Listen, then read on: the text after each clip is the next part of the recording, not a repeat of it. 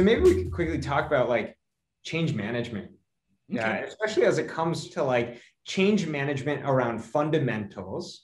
And obviously the change management piece is still, it is very, very difficult because again, we're talking about like the fundamentals here. It's not about like the newest, coolest things.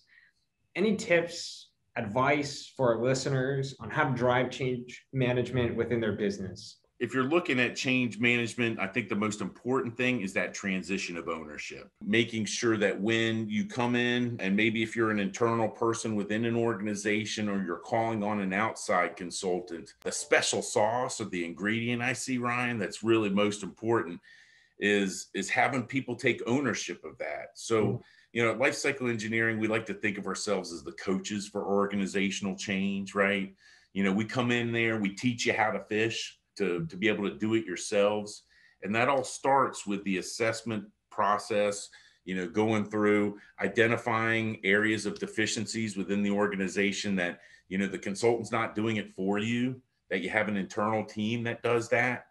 And then when it comes to present a business case, for reliability, and this is just an important aspect, I think, of change management, is that you have that team, that internal team present to the executive leadership. Yeah. So the executive leadership understands that, hey, this isn't coming from a consultant or a third party. This is coming internally.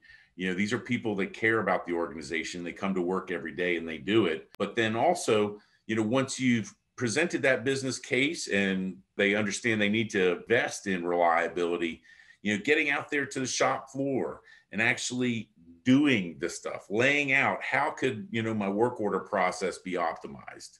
How can I take out a step here? How can I make it more efficient? As you're doing that, you maybe lean on somebody for those best practices and understanding the best practices, but your internal team is doing it themselves.